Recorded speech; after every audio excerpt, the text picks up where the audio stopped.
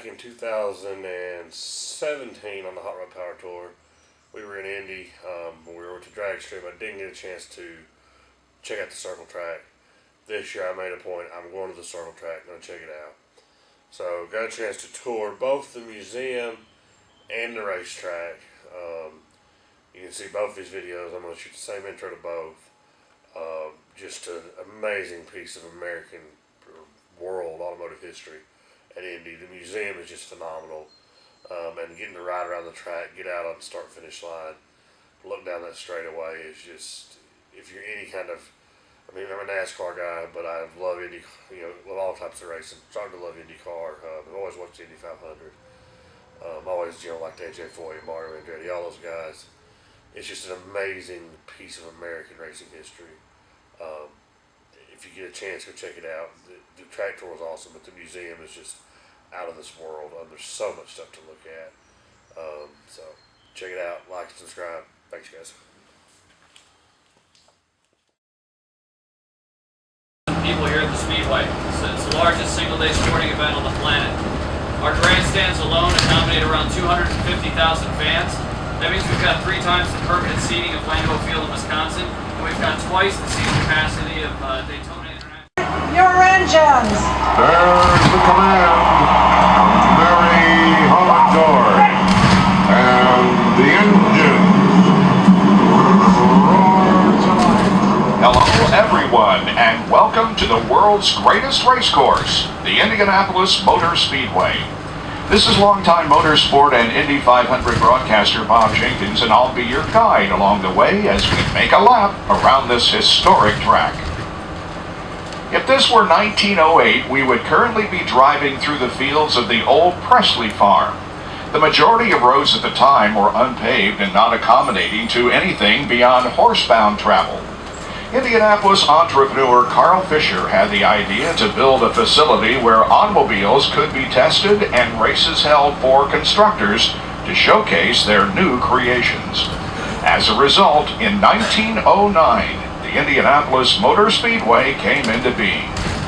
The first series of races held on track had to be cut short as the original surface of crushed stone and tar proved unsuitable for high speeds. An idea was devised to pave the entire surface in brick. Work began in the fall of 1909. The project took 3.2 million bricks from around the state to complete. Almost immediately, the track picked up a nickname relating to its new racing surface. Today, people around the world know the Indianapolis Motor Speedway as the Brickyard. After 2 years of racing, attendance began to decline. Fisher, along with his partners James Allison, Arthur Newby, and Frank Wheeler, decided it would be best to hold one epic race every year. The Indianapolis 500 was conceived to be held every May around Memorial Day.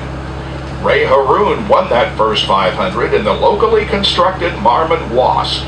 The day was a huge success, and the greatest spectacle in racing was born.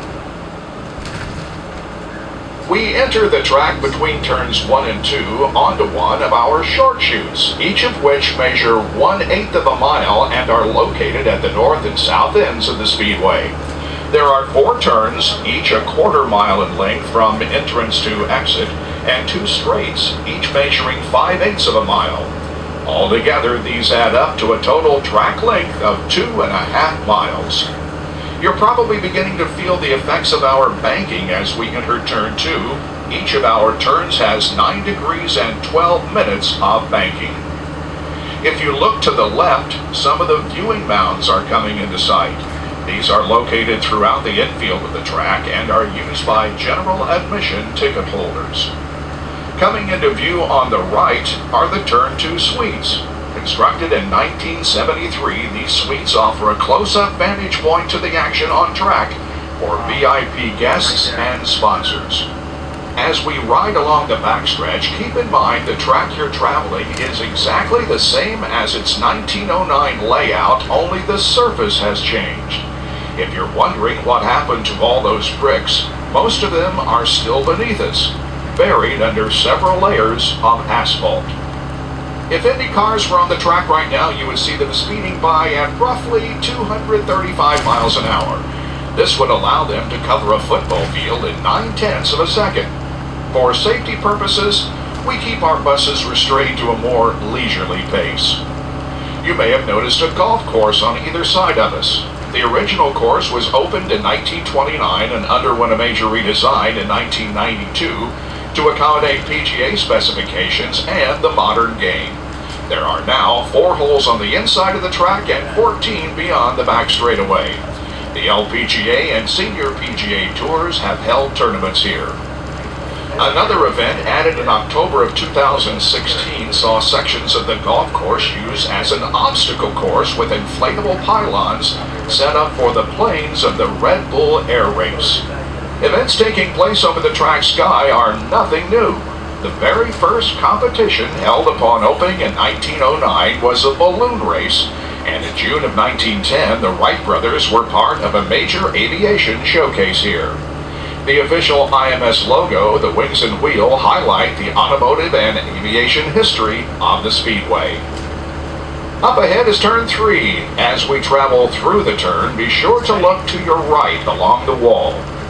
You will notice the SAFER barrier in front of the hard concrete. SAFER is an acronym for Steel and Foam Energy Reduction. This safety feature was developed by researchers at the University of Nebraska-Lincoln in conjunction with the Indianapolis Motor Speedway. It was first installed here in 2002. The SAFER barrier is responsible for saving many drivers from serious injury and can now be found at nearly all major racing facilities in the United States. Famed World War I flying ace Eddie Rickenbacker purchased the Indianapolis Motor Speedway in 1927. Captain Rickenbacker actually raced in the 500 before he learned how to fly an airplane. He successfully guided the track through the Great Depression and installed many major safety improvements, most notably green and yellow warning lights in 1935. During World War II, the track was shut down as the nation's attention shifted to the conflict overseas. Unlike the First World War, where the ground served as an aviation repair and refueling depot, the track was largely unused from 1942 to 45 and began to be reclaimed by nature. At the urging of 3-time Indy 500 winner Wilbur Shaw, Terre Haute businessman Tony Hulman saved the track from demolition in 1945, purchasing it for $750,000. The facility is still privately owned and operated by the Hulman George family. Here we are on the front straight. The first thing you might have noticed is the canyon effect created by the grandstands on both sides of the track. They may be empty now, but on race day for the 500, every one of these seats will be occupied. There is no sight quite like it in all of sports. You will notice a wall separating the racing portion of the front straight from pit lane. The original version of this was installed in 1957, and it may have been the first of its kind anywhere in the world. This innovation allowed an area for cars to slow while being separated from the high-speed action on track. During the early days of the 500, pit stops would last several minutes, often with a relief driver temporarily taking over for the exhausted original. Today, IndyCar crews can change a full set of tires and fuel up a car in less than 10 seconds. Coming into view on the left is Victory Podium. The unique design of this structure is a combination of the trophies of the Indianapolis 500 and Brickyard 400. Both can frequently be seen on display within the museum. The tall building adjacent to Victory Podium is the Pagoda. The current structure opened in 2000 and is the location for timing and scoring, master control, media broadcasts, and private suites. It is the equivalent in height to a 13-story building and offers a breathtaking vantage point of our track and downtown Indianapolis from its top floors. There have been several different versions of the Japanese-style pagoda throughout the history of the track, dating back to its earliest days. Running through the pagoda and onto the racing surface is a link to the past, the Yard of Bricks. Every brick you see dates back to the original surface in 1909. The front stretch remained predominantly brick until October of '61, when the entire track was paved with asphalt with the exception of this narrow strip. These bricks remain as a fitting testament to all of the drivers, past and present, who have come to Central Indiana in search of racing immortality. The checkered flag is out! Goodyear makes a move! Little Al wins by just a few tenths of a second! Perhaps the closest finish in the history of the Indianapolis 500! It was the closest finish in the history of the Indianapolis 500 in 1992 when Al Unser Jr. beat Scott Goodyear by 43 one-thousandths of a second. A unique tradition has developed involving the bricks you are about to visit. From 1911 to 1994, the Indianapolis 500 was the only race held here at the Speedway. Beginning in 1994, a second race was added, the Brickyard 400 for the NASCAR series. After winning the third race in 96, Dale Jarrett wanted to do something special to pay homage to the storied history of the track. At the urging of his crew chief Todd Parrott, he made his way to the yard of bricks, bent over, and gave them a kiss. This tradition is now performed by winners of every major event here at the Speedway.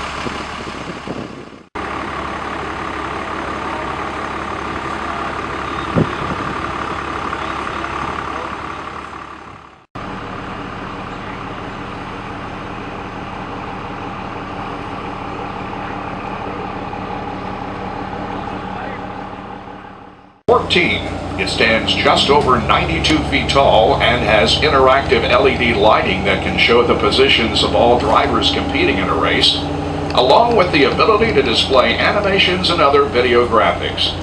There has been a structure similar to the one you're looking at near this general location since 1959. Over on the left is the entrance to the garage area and famed Gasoline Alley. The concrete structures you see were constructed in 1986, but there have been garages in that location since 1914. Placed above the entrance to Gasoline Alley is one of the Speedway's high-definition video screens designed to enhance fan experience. The garages located directly off pit lane were constructed in 2000 for Formula One and are now used by NASCAR.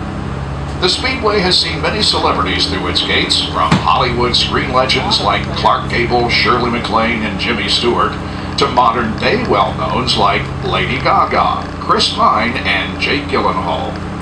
Former U.S. Presidents Gerald Ford, Bill Clinton, and George H.W. Bush have also visited the Speedway during the 500. You never know who you might run into within the 2.5-mile confines during a racing event.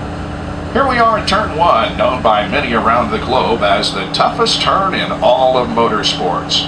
Try to picture on race day 33 open-wheel cars tightly packed and traveling well above 200 miles an hour, all vying to fit through this narrow corner. I think you'll come to an appreciation as to why it's earned that reputation. Over on the left, you will see a portion of our road course. This section was first raced in 2008 by MotoGP motorcycles. The rest of the course, which winds its way through the infield, was completed in 2000 for Formula One. The course was updated in 2014 for the IndyCar Grand Prix, which now takes place 2 weeks before the 500 every May. This brings us back where we started. Congratulations, you have completed a lap around the Indianapolis Motor Speedway. Your average speed was somewhere around 20 miles an hour, not factoring in our stop over at the bricks. The fastest official lap ever turned here was by Ari Lyondike in 1996, slightly faster and averaging over 237 miles an hour. When in the museum, please take time to watch the video within the Tony Holman Theater. It will play on a 10-minute...